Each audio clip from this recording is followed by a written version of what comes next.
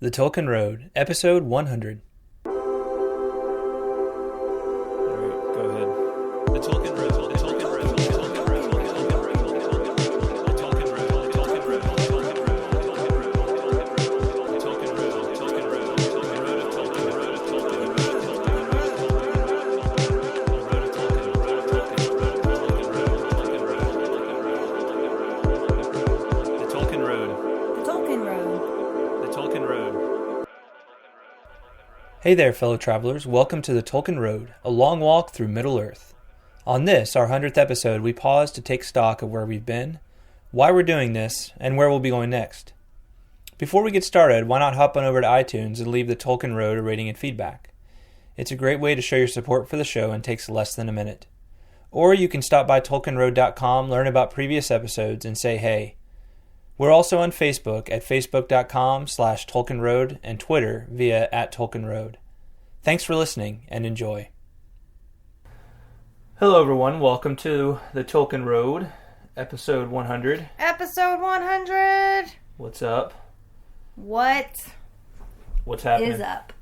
What's up? It's more like that, right? What's up? Yes. Yeah. Yeah, Episode that's actually 100. more appropriate Yeah, that's more appropriate. for episode 100.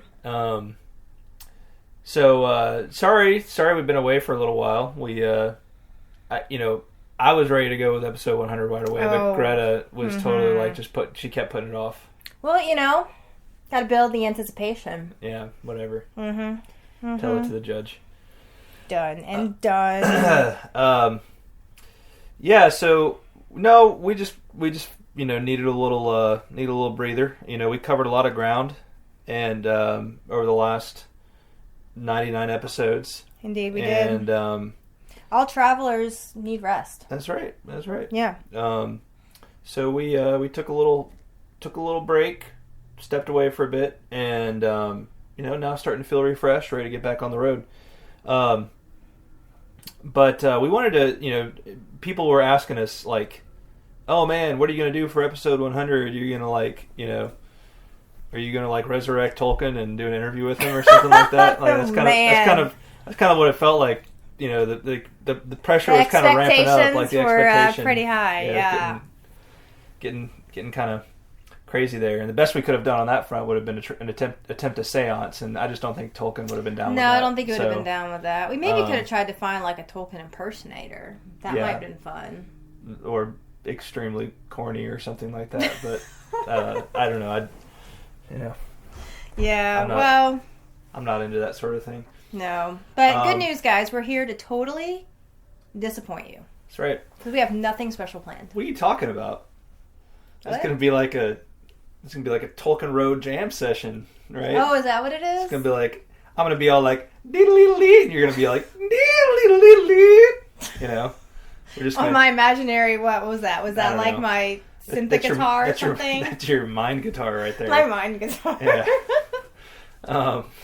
All right. No, sometimes we, most of the episodes we do are pretty well sketched out in terms of the ground we're going to cover because the subject matter is usually like normally we do a chapter from one of the books, and so it's like there's your map right there, like that's what we're going to talk about. Yeah. Mm-hmm. And every once in a while we'll do like an interview, right? But even then, I plan ahead and I'm like, okay, we're going to have a good schedule of what we're going to talk about because I don't want the interviewee to feel like we're wasting their time, right? Right. So there's usually a script. So some type of script. Yeah. But and not that there's not that I don't have any notes this time, but but I just wanted it to be a little more like free form and open ended and just kind of see where the discussion goes because I just want to talk about like where we've been, where we're going, and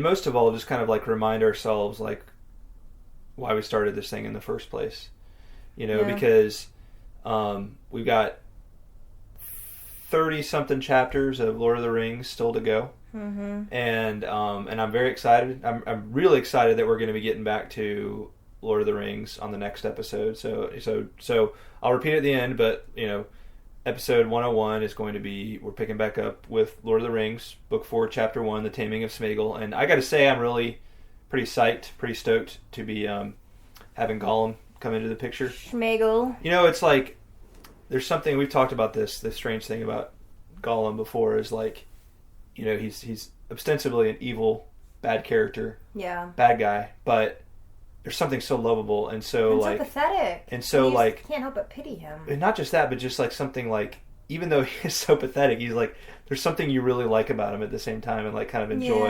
You know what I'm saying? Maybe like's the wrong word for you, but like there's something you just appreciate about. You know, that you can identify with. Exactly. Yeah. Mm-hmm. Yeah. Well, he's kind of like, didn't we talk a little bit about this in our well, interview? I think he's pathetic, and you can empathize with him. Like, you can empathize with that. You know? Right. And didn't we talk a little bit about him in our interview with Joseph? With Joseph, yeah. Basically about he's kind of like, he's our kind of the worst version of ourselves, right? And so we see ourselves in him. Right. Yeah. In a big way, yeah. So anyway, but at the same time, the other thing is he's still got that like little bit of cute hobbitness about him, right? You know, because he was a hobbit, Because he still little basically is, I guess. You know, still glimpses of that nature, right, that come through. But anyway, we'll talk a lot more about him. It's going to be an awesome chapter. It'll be fun to get back to, but he's going to be in the next. He's going to be very important to the rest of the story, right? Oh yeah. And so it'd just be good to be getting back to Frodo and Sam too, and what's going on with them.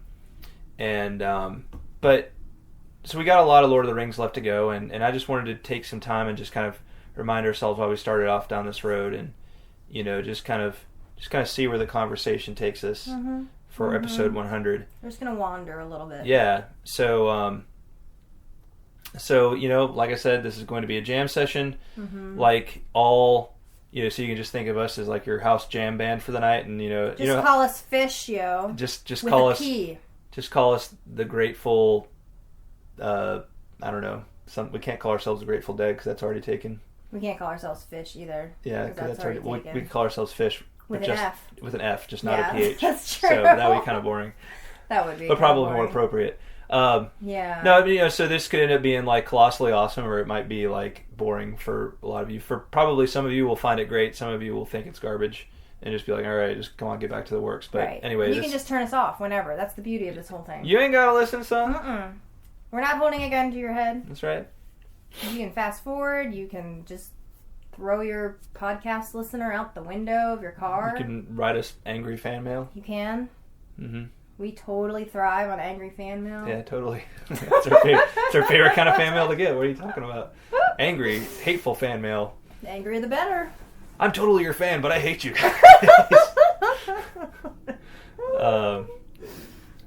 Yeah, so... so anyway, now you know what you're in for. Yeah, so that's what we're doing, and that's... All right, so if it gets really bad, I'm just going to walk away. So it'll just end... Maybe I'll walk away first. Maybe you will. Yeah, I'll walk away first. All right. You know, as I was kind of brainstorming out what we might talk about, I was just thinking about, well, why do I love Tolkien's works? And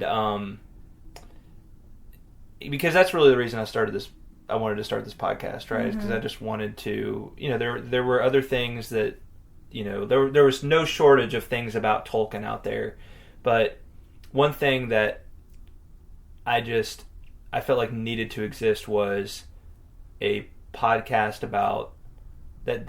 I like the podcast format because you can go wherever you want to with it, and but a podcast about Tolkien that was just about not overly academic, but was more about a discussion of what makes his thing so like wow and wonderful, like why it just like. There's so many times you read it and it just makes your mind explode with awesome thoughts, you know? Yeah. So, you know, I think the reason, if I boil it down, the reason I love Tolkien's works is because they're just about the truest things I've ever read, you know?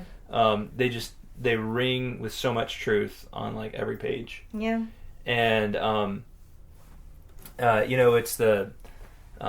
you know, we kind of break it out, and it's not just truth, it's the good and the beautiful, right? So, you know, you've got the good, the true, and the beautiful. It's just all this resonance with my soul, right? Yeah. Like, that I feel, and I know other people feel the same thing as well when they read his works. Like we're just talking about Gollum of all characters, who Yeah. is not supposed to be a particularly likable character, but at the same time, there's just something that you identify with him, and I think part of it is the genius of, here's a character that reflects our worst, the worst, maybe not the worst part of ourselves, but a bad aspect of ourselves in so many ways, but still retains like the image of goodness, like the glint of goodness, or the possibility of goodness within himself. And it's still kind of comical. Is not a super powerful bad guy, but you have super powerful bad guys. Oh yeah, in the story as well. Yeah, right. Absolutely. There's just so much. There's so much goodness. The sacrifice that so many of the different characters make. There's so much truth just in the different points of wisdom that we find with Gandalf and Aragorn and Frodo and Sam and all these different characters. There's just all these moments of sheer beauty. Just beautiful passages. The beautiful kind of way things work together in terms of the plot, the depth of it all, right? Oh yeah. The verisimilitude of it all those things, just combine to make this an utterly unique creation. Absolutely. Tolkien's works are an utterly just unique creation. When I guess another thing is, like, I feel like these books, they feel like they're about everything. Like there's sort of here they are, there's these fantasy novels, and for so much of the world, they, like, a lot of people know the name Tolkien, and they know, like, Tolkien, oh yeah, he's the guy that made Hobbits and everything, and that's kind of the extent of their knowledge, in terms of what they think the significance of it is. And when I teach my English classes to, like, middle schoolers and high schoolers, and especially when it gets to high school, I try to encourage the kids. There's a great saying that Jack London had in his story To Build a Fire, and he talked about how this character in the story who winds up with a bad ending, he winds up there because he thought a lot about the facts of things, but not so much about the significances of things. And I feel like Tolkien, like, trains you to think about the significances of things in a way that's so relatable, right? Not just the facts of things, but like what they really mean if you go kind of like one level or two levels or three levels deeper. Yeah. Yeah, I agree. So while they're about hobbits and elves and dragons and orcs and all these kinds of things, they're really just about like what it means to be a human being, right? All these different things are like facets, and I don't want to get too into the, I'm not going to allegorize any of this, right? And like say that's what it's supposed to represent. I know. I'll get the roll around in his grave. Yeah, but when you get back to it, that's how good literature kind of resonates with you, right? Is because it does relate to it does kind of make some kind of bridge over to your own experiences and into your soul, right? Yes. You wind up seeing yourself in these different things, or seeing situations and different situations that these characters find themselves in. I love the way that his stories have such a massive appeal, but are deep at the same time, like unfathomably deep. Like people love these stories, and so often when something is really popular, it's kind of dumbed down. Like when it's super popular, it's dumbed down, and it's not told in a way that's true to what the artist's like actual vision is. I feel like there's a lot of like a lot of movies and a lot of like movie franchises I really enjoy, and I think a lot of the movies are done well, but there's not many movies that I see nowadays that I watch and I'm just like, wow, it was awesome and it's super popular and it blew my mind. It's either like it blows my mind and it's wonderful and it's like that's one of the greatest things I've ever seen, but not many people know about it. Or on the flip side, it's like it was enjoyable, but it wasn't mind blowing. But it couldn't be, because that was the only, you had to dumb it down a little bit to get millions of people to like it and buy into it and pay to go see it and all that kind of stuff, right? Yeah. So it's just beautiful to me how Tolkien have made this thing that, and staying completely true to his own vision, right? Yeah. Think about how rare that is. Like, completely true to what he wanted to create, right? To the point of like the creation of this work dragging out for years and years beyond when probably the publishers wanted it to, and how easily that could have like crashed and burned, and like everybody would just remember Tolkien as like the guy who wrote that fun book, The Hobbit, and and then he tried to write another book and no one understood it. Yeah. Like how easily that could have happened, but he was successful, right? He made something stay true to his vision, and it just caught on with people, right? Yeah. That's beautiful. So you're not doing a lot of jamming back. You got to jam back. You know what I'm saying? No, you're doing. I agree. I totally agree. But I think everybody knows that. I wouldn't be doing this podcast if it weren't for you. And even though I have a deep appreciation for Tolkien, and I'm growing more and more in my appreciation of him and his works, like I wouldn't have started this podcast of my own volition. I haven't spent the time studying Tolkien stuff that you have. Honestly, if I was going to start a podcast, it would be like about the Bronte sisters or their stuff, because that's like my jam. Well, so what have you learned? What have I learned? Yeah, like what have you learned? Have you gained a greater appreciation of Tolkien through doing this? Oh, heck yeah. Yeah. Didn't I just say that? So you have, but like, tell us more about that. Like, what is? No, I'm just trying to. Yeah, I will, but that's all I'm saying is like this is a passion of yours, right? And I've learned a lot. Would I call it a passion of mine? No. Like I love doing the podcast and I enjoy doing the reading. But do you know what I'm trying to say? Like, I just don't talk as passionately about Tolkien as you do, because I don't. That's fair. I don't have the same relationship with him that you do. No, so yeah, but I want you to share with us like the things that you've learned along the way, right? Yeah. Like, or just insights, favorite moments, like that kind of thing that you've found along the way. So I won't put you on the spot, but as you come up with them, we can kind of move on. But I just want to and interject as you think of things, but I want to like, I just want to highlight some of the things that I think make Tolkien,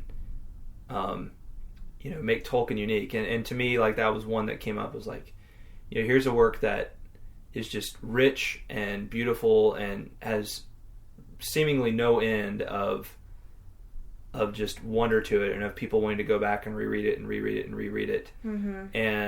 But it just has this massive appeal. Again, like I think of, I hesitate to like call out specific things because I don't want to pick on anybody's like favorite franchises and favorite stories. I know what you're going to say. What am I going to say? You're going to talk about Harry Potter. Yeah, well, I was either going to talk about that or Star Wars. Or like even Star Trek, which I like also, right? But I could list off lots of others. Marvel movies, right? And I'm sure there's people who are fans of those things. And the point is not to pick on any of those things. But we'll take Harry Potter. We'll take that as an example. Like, there's a lot of good stuff in Harry Potter, and I've even thought about it would be cool one day to do like a Harry Potter podcast or something like that, because I do like those books. But they're just they're nowhere near as rich when I read them as I totally agree. Is, right? I totally agree with that, and I do also wonder how much of it is just a difference in the time in which they were written. You know what I mean? Not exactly. What do you mean? Okay, well, you think about like the audience that Tolkien had, right? I mean, it was 30s, 40s in Britain, right? And now, obviously, J.K. Rowling is writing for more modern audiences, right? And And so I think that, I just think that like in the time period that Tolkien was writing, I feel like people really, maybe it's just a society thing too, because we are so obsessed in this day and age with instant gratification and with, being entertained and just needing, like candy, right? Like I love the Harry Potter books too, but yeah, in comparison to Tolkien, it's almost like it's like super sweet candy, right? As opposed to like a deep dark chocolate bar, And so I wonder, I think that the kind of stuff that people are buying these days and the stuff that they're into, it's like it just has to be different. Yeah. Because that's just kind of the way the times have moved. And not, like, I don't mean to, Tolkien was immensely talented. And his books are incredibly rich. But I also think that the people that he was writing for are maybe a bit more discerning in what they would choose to read than people are these days. Yeah. But well, and sure, the nature of like literature and what can get published and all that kind of stuff has changed over time, but I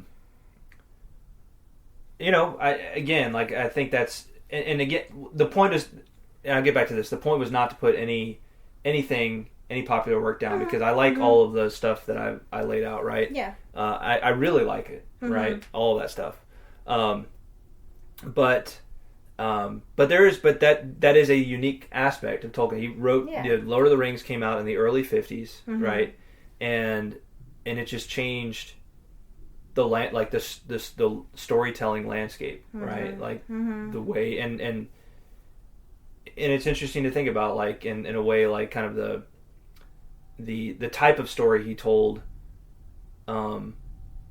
like I think foreshadowed a lot of the popular stories that get told absolutely. nowadays. I think they're tremendously influential. But it's just beautiful to see an artist that was able to be completely true to his own vision. And definitely a vision as challenging as his was, right? And as vast as his was. And just have so much success and still be so pervasive and so well loved. And you almost wonder if if there was more willingness to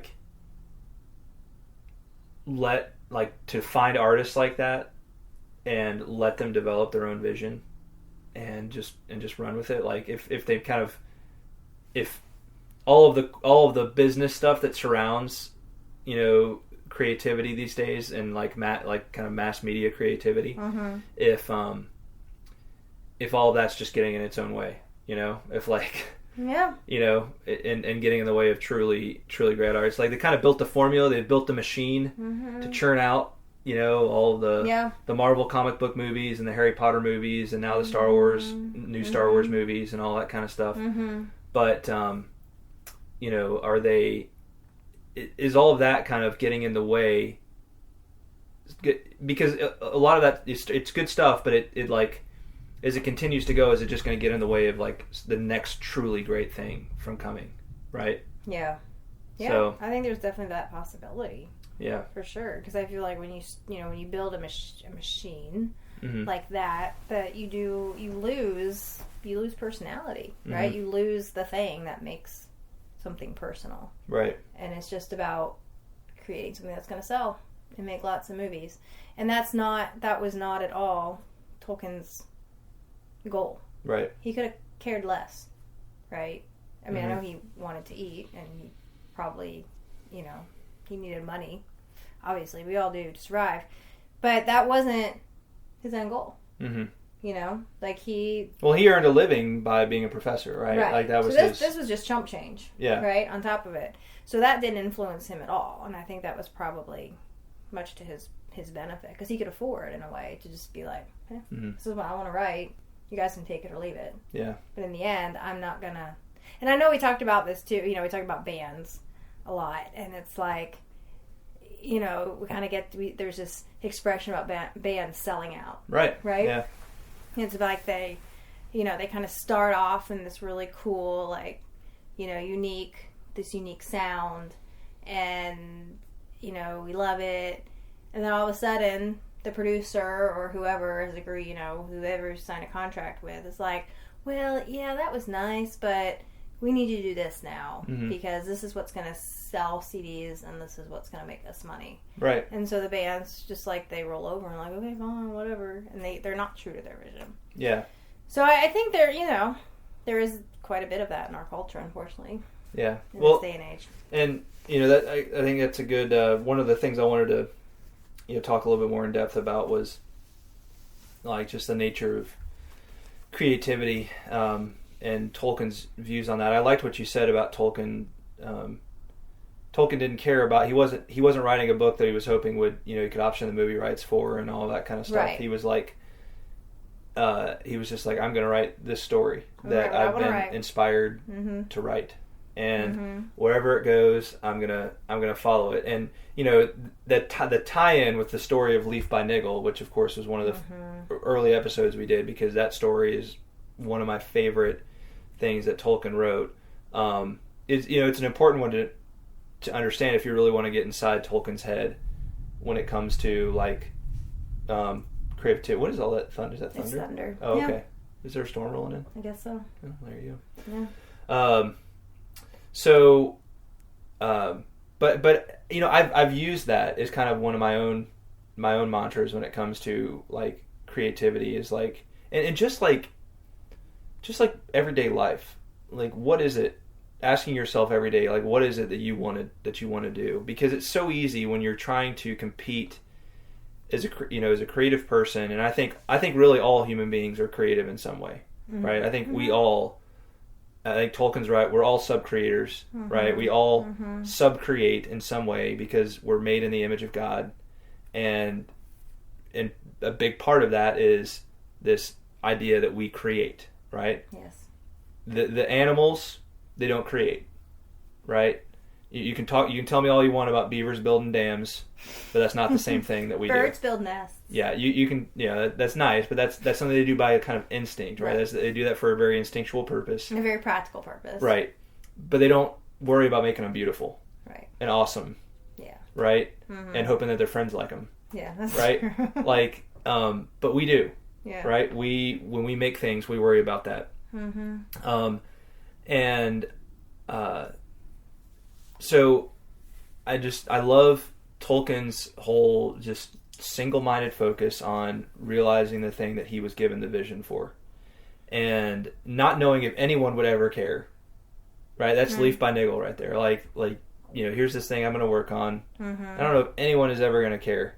And he's writing this 14 years before his magnum opus comes out. Was it? I was wondering where it fell in his chronology. Oh yeah, okay. Yeah. He just wrote up one morning, and he talked about later. And I don't remember if we talked some about this when we read the story, but he thinks a lot of it was he just kind of wrote the story in one sitting. When he wrote up one morning, he had the idea for the story and basically wrote it as it exists in like one sitting, which is very unusual for him.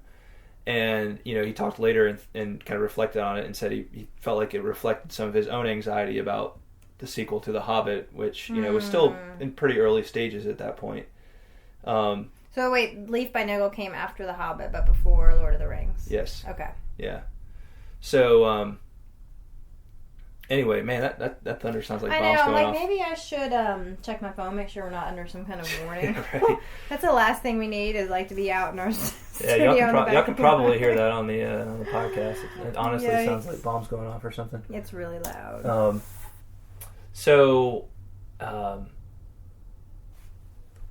Yeah, sorry. I guess we do have something. Yeah, I think we do.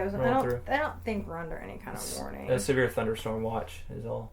Oh, okay. But a severe thunderstorm. As long as we're not mentioning tornadoes, I'm good.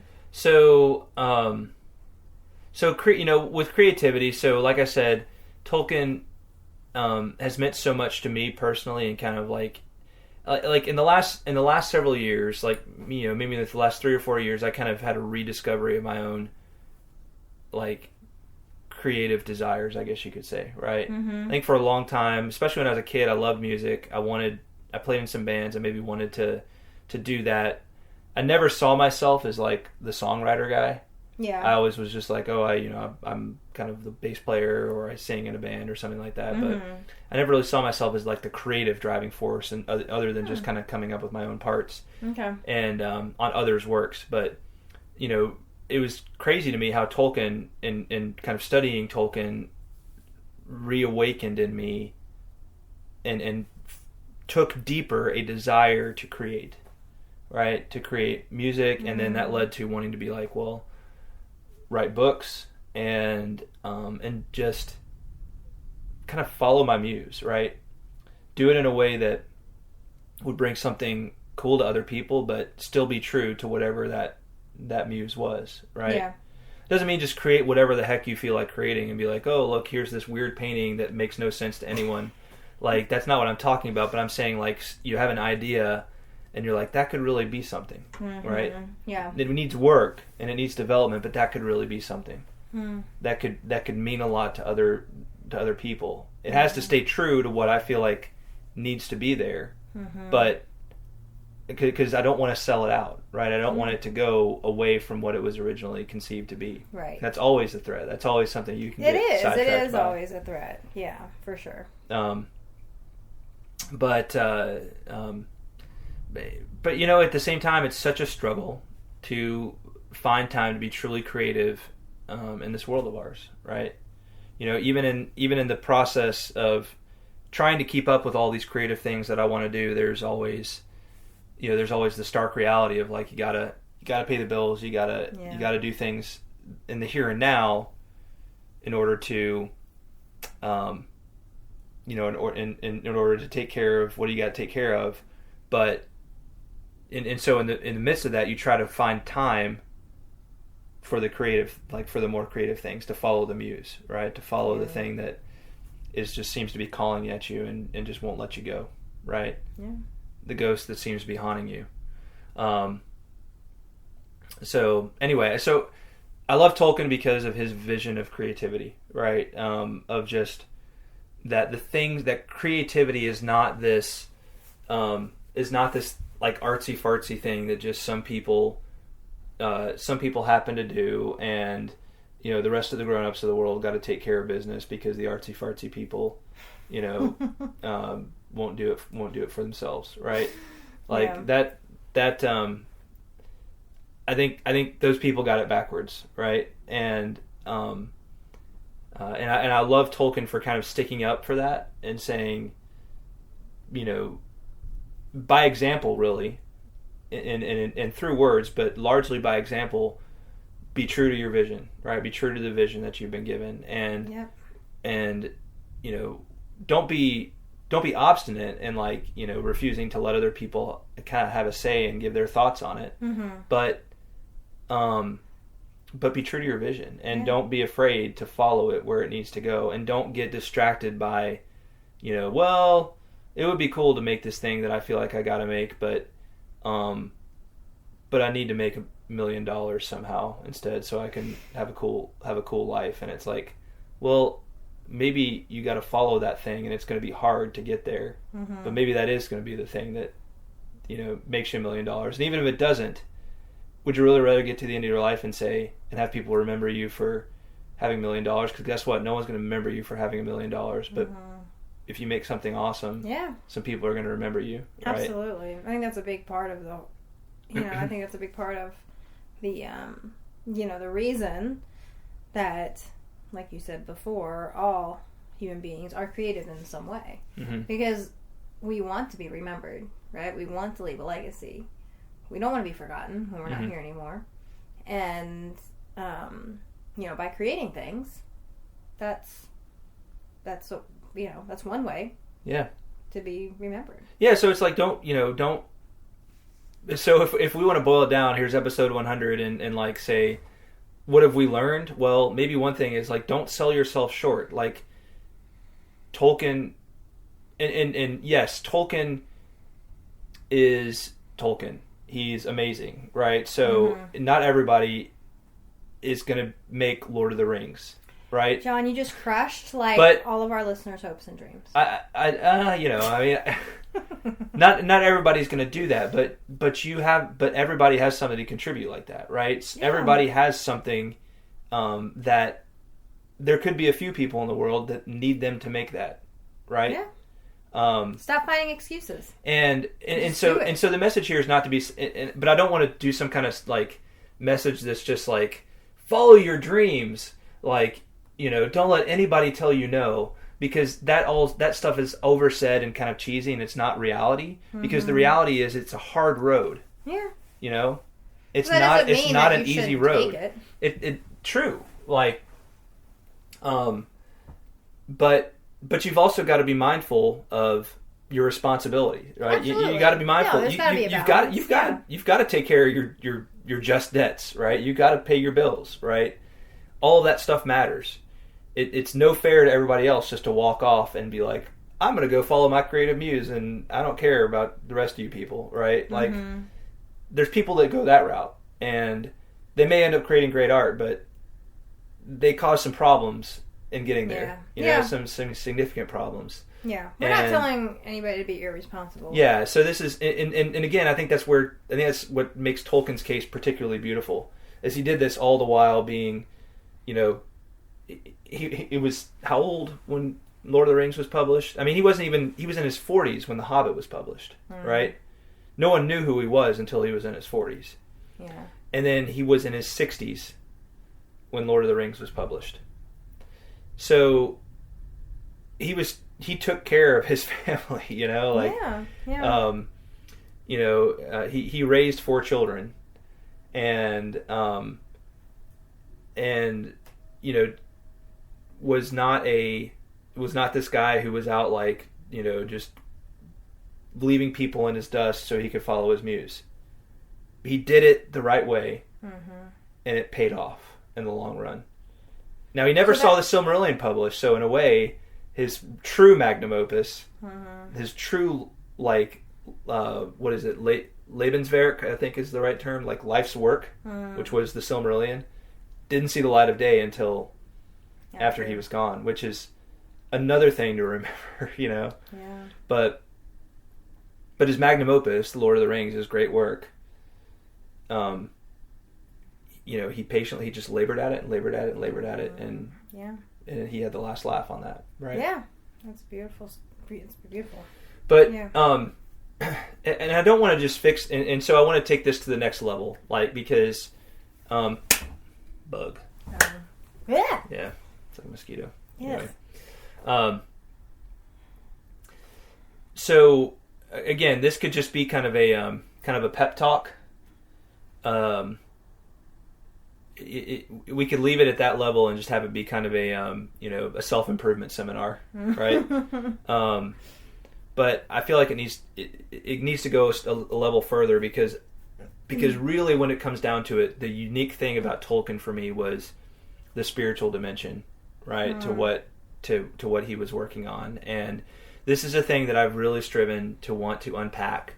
I'm not one of these people who finds Jesus in every nook and cranny of Lord of the Rings, but at the same time, it's undeniable that Tolkien was a very devout Catholic Christian, and he let his faith affect his works. Yeah, and he did not write them as allegories, but he certainly did not shy away from making connections, right? True. And within his works, and those were very deliberate things.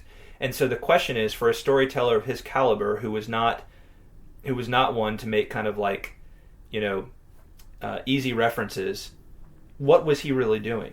And that's one of the things that we explore, that we strive to explore in this podcast, is what is this big picture thing that he was really trying to accomplish with the Lord of the Rings and his other works. And, that's why I wanted early on to deal so much with, to really deal from early on with Leaf by Niggle and Mythopoeia and even Idolindale and On Fairy Stories. All these things that have, like, kind of cosmic significance. Right. Right? Kind of bring to light his philosophy. Right. Yeah. his whole view of the world, and even his theology, Mm-hmm. right? Mm-hmm. Even his view of who God is. Mm-hmm. And one thing that I have not talked about much yet, but I hope to talk about more is, the eschatological dimension to his work, and that's a big word. But what that word basically means is it has to do with the end of all things, right? Like, Okay. what is the end of reality? Meaning not just what's going to happen in the end, like when the world ends or whatever, but like what is the purpose of everything? What's the meaning of life? Right? I mean, there's no question that's more urgent, but that as we get older, we like think about less. I remember when I was a kid, like staring up at the stars sometimes, and I still do this when I walk out at night, because a lot of times I get done with work and it's night out, and I look up and it's a clear night and I can see the stars. You just look up at the stars and you're like, I'm so small. Mm-hmm. So small in this universe. Yeah. And my life is such a blip. What's the meaning of it all? Right? You're a kid, you think about, like, what's the meaning of life? I remember having conversations with other kids about, like, what do you think the meaning of life is? Wow. And you were ahead of me in your developmental. So I don't think I ever had discussions like that really? with my friends. Mm-mm. I mean, didn't you ever think about that question, though? Like, what... Yeah, like, maybe I didn't put it in those terms. It's Yeah. almost more of like, why am I here? Yeah. It's the same question, right? But I Like, never talked to my friends about that. yeah. I never did. Well, I mean, that's But, fair enough, I mean, I but you thought thought about about it. it, I did right? think about it, yeah. And everybody, and I think everybody does on some level, Mhm. right? Mm-hmm. And I really think that Tolkien discerned some things in the process of being creative, in the process of creating the things that he wanted to, that were almost too profound to put into like philosophical language and to put into language that was like very direct, because to do so, half the people would be like, what are you saying? That sounds really like esoteric and crazy. Mm-hmm. And other people would maybe run too far with it and think he was some kind of like prophet, but I think really what he discerned within the context of his faith, right, of the Catholic theological tradition, I think he started to like kind of discern within what he was creating that like the things that we make, the things that we do in this life have eternal significance. Mm-hmm. And part of me thinks that Tolkien often, and there's a letter he wrote about this that I don't have offhand, and I would have known I was going to talk about this, I would have picked it out, and we'll talk about this letter at some point. But he says some really interesting things about like if God were to ever give my creation its own reality, right? He kind of alludes to that whole notion, but just kind of passingly, because I think he was afraid to go too much into that whole idea. Yeah. But if God were to ever give reality to my whole creation, and I think part of what Tolkien was trying to tell us in things like Mythopoeia and Leaf by Niggle is that all of these visions that can seem so vain to us, these creative ideals that can seem so vain to us, and that the world often tells us is just, oh, you're just being flighty and artsy fartsy and having fun or whatever, being silly, making these silly stories, like, and these fantasies, right? I think Tolkien was convinced as he started writing these things that our imaginations have far more significance and eternal significance than we usually give credence, like kind of the possibility to, right? Yeah. That the things that we make, and there's that great quote he says at the end of I gotta find my copy. I want to read this quote. But there's that great quote he says at the end of on fairy stories, where he talks about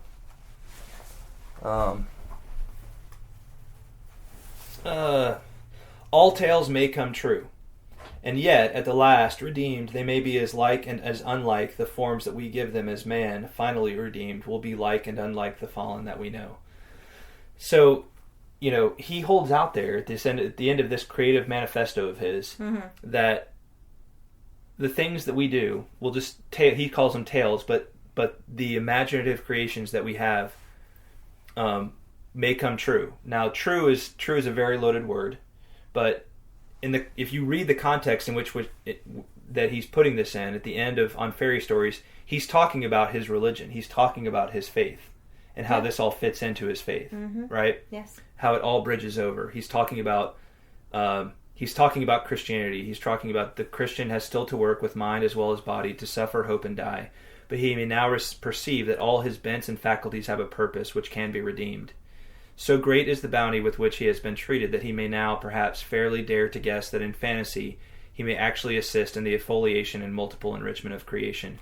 So the point is here that, so Tolkien's view as a Catholic Christian would have been that at the end of history, there will be a new heavens and a new earth, right? Yep. And that new heavens and new earth will be like the heavens and the earth here, right? But it'll be a kind of transfigured version of it, right? Like a glorified version of it, right? So, all of those things. So is it possible that the things that we make here are just dim, or kind of like, in much the way that Niggle's picture of his tree became an actual beautiful, wonderful, amazing tree in that reality that he found himself in after his death, right? Is that what our own creations become, in the new creation? Could be. Right? Yeah. And I think that's where Tolkien was going. I mean, I think he maybe found it too wonderful to express in too many words, and kind of realized that he was dealing with a bunch of academics and skeptics in writing these things that would probably, he was already going pretty far with such a loving embrace of Christian ideals anyway. And so with how much was he kind of casting his pearls before swine, so to speak, in saying these things. But I think you can discern that message of the things we create have far more significance than we realize, between Leaf by Niggle, Mythopoeia, On Fairy Stories, Ina Lindelay, and just like the way he casts elves, right? Like elves is his principal creation in Middle Earth, right? As these beings that are immortal and like primarily like creative beings. They make the most beautiful things, right? And they themselves are quite beautiful. Yes. Yeah, that's a really, part of me wonders that, there very well could be a Middle Earth. Yeah. In heaven. And Tolkien might be there right now. And it's hard. It's kind of like when St. Paul talks about, eye has not seen and ear has not heard. Like it's really no use to try and, try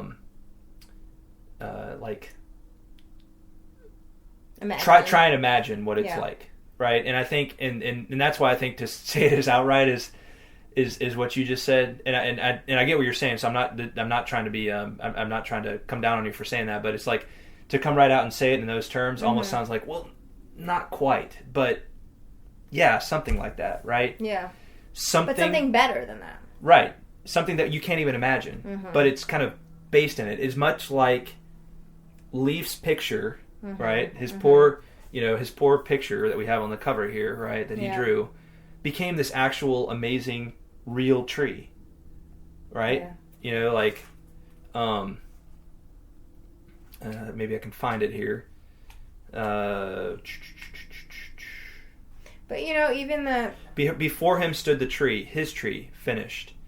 If you could say that of a tree that was alive, its leaves opening, its branches growing and bending in the wind, that Niggle has so often felt or guessed, and had so often failed to catch. He gazed at the tree, and slowly he lifted his arms and opened them wide. "It's a gift," he said.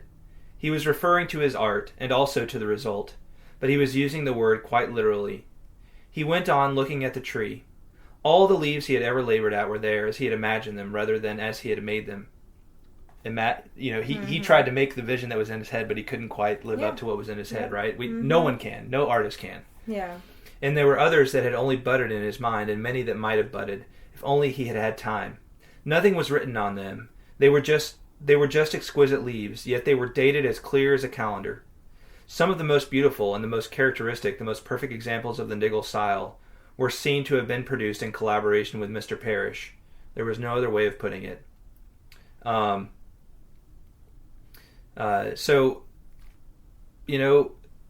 there it is. There's his tree. It's real. The tree was finished, though not finished with just the other way about to what it used to be, he thought.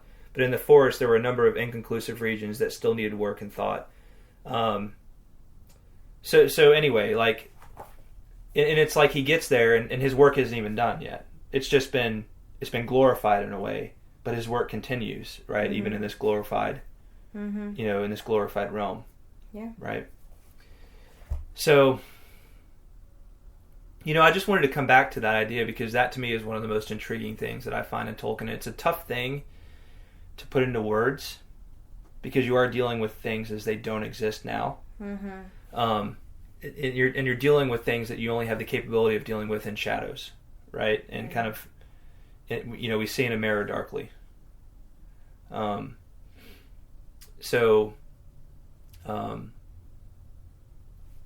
just, maybe that's the last thing to highlight is that, that's, I hope we can, over the next 100 episodes, that's something we can do more of, right? Yeah. Is just bring out that aspect of Tolkien's work and his thought. All those different aspects. Sounds good to me. Yeah. Yeah. All right. Any other thoughts? It's hard to put into words. Even though it's hard to put into words. Yeah. Because we're speaking about things that aren't real. Well, Tolkien's universe begins in music. Mm-hmm. And I'm somebody who likes to write about music. Yes. I love music and I love to write about music. It's called ekphrastic writing. When you write about I didn't know there was a word for it. When you write about a work of art, when you try to write about a work of art, mm-hmm. So do you know the poem Ode on a Grecian Urn by John Keats? Do you remember that from reading that in high school? No. Well, anyway, it's a pretty famous poem, and it's the one that ends with truth. Beauty is truth, truth, beauty. That is all something like that's all you know and all you ever need to know, or something like that. It's a pretty famous final line, but anyway, that's a great example of ekphrastic writing because he's basically writing about, he's kind of meditating upon this urn that he finds, right? The artwork on this urn that he finds. Okay. So when you write about other art, whether it's a book or music or a painting or something like that, it's ekphrastic writing, and that can be very difficult, right? It's very difficult writing to describe another work of art, and music is the most difficult of all things because how do you describe what music does to you? Mm-hmm. Music is this fleeting thing, but it's the most wonderful thing. You can't look at it, you can only hear it, but it creates things in your mind. Yeah. Right? Yeah. And so think about Tolkien beginning his universe with music, and music creating all of these things. That everything that we have of Middle-earth. Right? I think Tolkien was talking about what was going on in his own head when he wrote about Middle-earth. In a way, right? I think that was his epiphany. It was like, when I'm writing about these things because it's the music in my head. Yeah.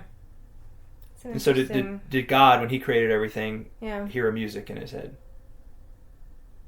I mean, what is music?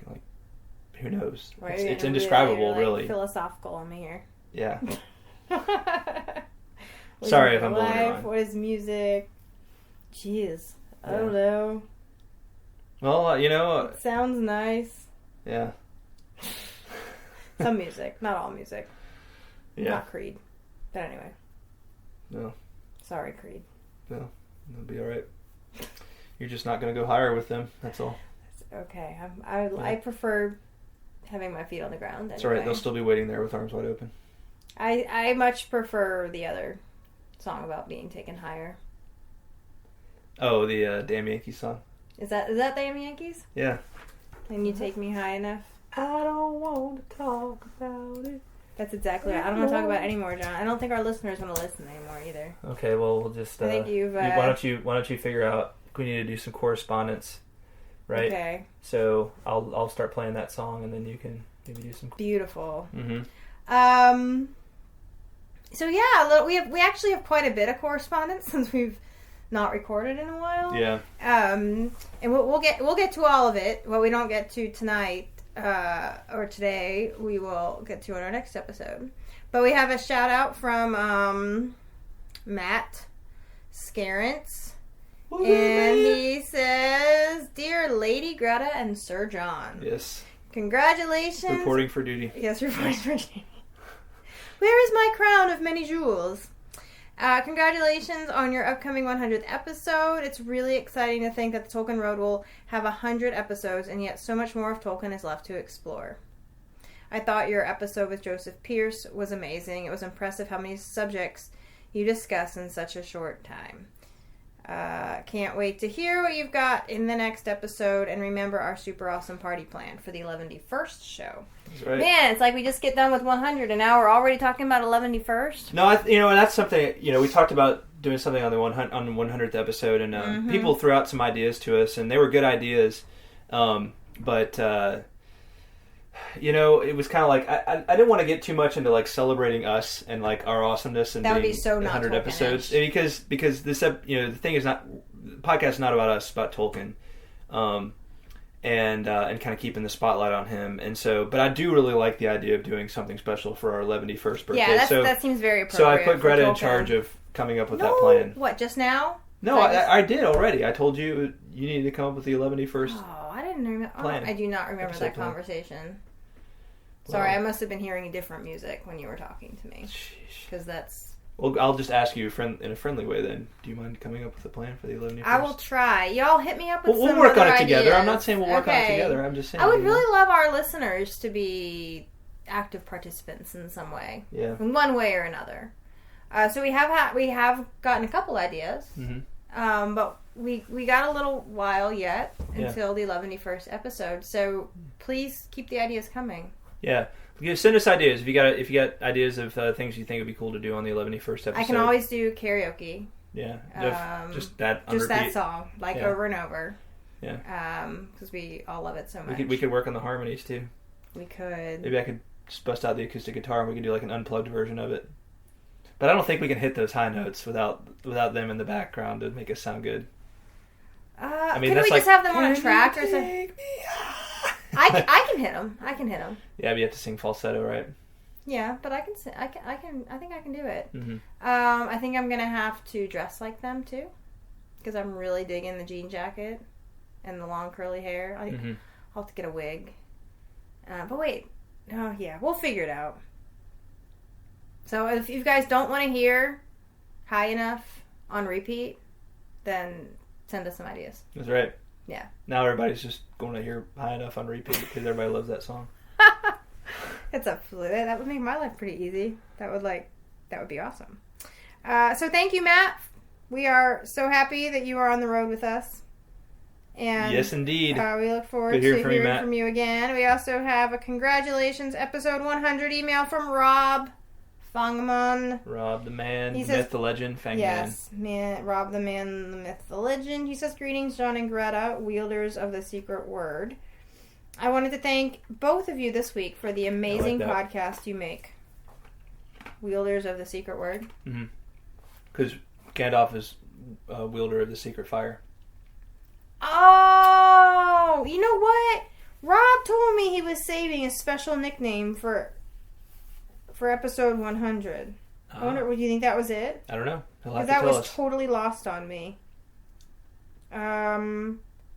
Yeah, because his previous episode is Greetings, Greta the Marquess of Middle Earth.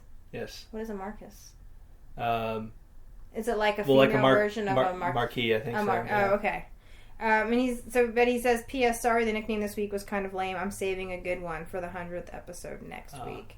So that was it. Wielders of the secret word. And I'm sorry it was lost on me, Rob. I'm glad John was here to tell me how awesome it was. There you go. That's what I do. That's really great. That's a true fan. He says, I wanted to thank both of you this week for the amazing podcast you make. The moment I started listening, I felt like I was already your friend. From the very first note I sent you, you made me feel like part of the podcast.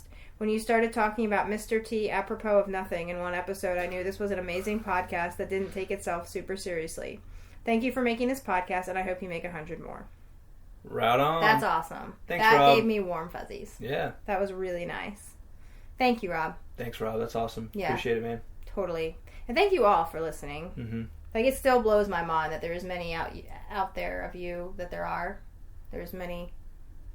You know what I'm trying to say. Yeah. That there's so many people out there that actually, like, care what we have to say about Tolkien. Yeah. It's amazing.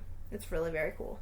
So thank you guys. You're the reason we make this podcast. we know less than half of you as well as we like, and we like less than half of you as well as you deserve. And when you remember, if you go back and listen to that episode that Kerr's in, you do the math on it, and it works out to a compliment. So, does it? Yeah, it works out to a compliment. I didn't know that. Yeah, we did that, and we did that in that episode when it comes up. Oh, okay. We did the math. I don't remember that. I'll have to go back and listen to that episode. Maybe I've still got the notes for you, but continue. No, it's okay. Continue. Well, like I said, we've gotten a couple of like super nice comments recently on the website from new listeners. We've heard from a couple people that we've never heard from before, so that's super awesome.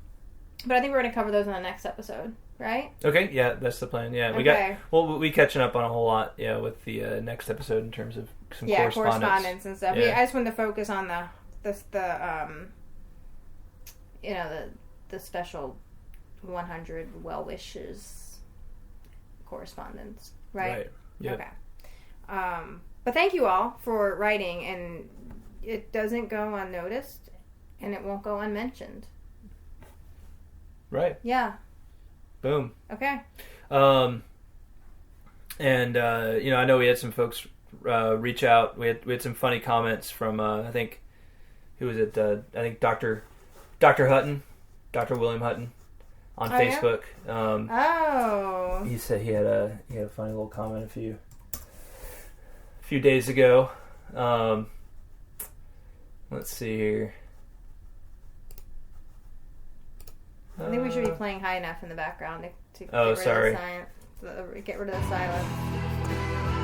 There we go. We'll just have that on queued up from now on. Whenever there's an extended period of silence, we'll just play it. Yeah. So. Oh yeah, he said on March 4th, Dr. William Hutton said, I know how anxious the hobbits must have felt waiting for Gandalf. And then I said, I left a note saying we'll be back soon, and he's the other day, and he said, be hasty. Be hasty? So, yeah. That's awesome. Yeah, so Clever. So here we go. There you go, Dr. Hutton. Thank you, Dr. Hutton. All right, and I gotta remember to put it on pause though. You can just keep that song running, It's like I know, it doesn't get old. Magic, yeah. It's unbelievable. I bet it would get old after a while. That's the thing. Like you don't want to make it get old. Don't want to ruin it. Yeah. Yeah. It's not such a good song. All right. Well. Yeah. Well, so next episode, Lord of the Rings, Book 4, Chapter 1, The Taming of Smeagol. Haiku for that episode due on Wednesday, the 15th, March 15th. So, okay, get them in then if you want to make that episode, and that's all we got. I think that is what we got. And we'll also pick up the secret word again. Right on. Speaking of being wielders of the secret word, we'll start that up. And we do, there's lots of folks who've written in, and people who discovered you discovered the podcast while we were on a break, had really nice things to say, and we will give you all the shout out on the next episode. Shout outs on the next episode. Yeah. Yeah. All right. Well, thanks, John. All right. Thank you, Greta. Absolutely. Thank you guys for listening. Yep. Party on, everybody. Party on. Later. Bye, y'all.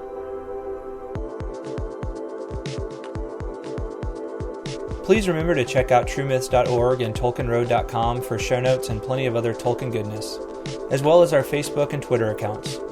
Also, if you're enjoying the podcast, would you please leave the Tolkien Road a rating and feedback on iTunes? It's a great way to support the show and takes less than a minute. Also, please feel free to send us correspondence via tolkienroadpodcast@gmail.com. Thanks for listening, and until next time, the road goes ever on.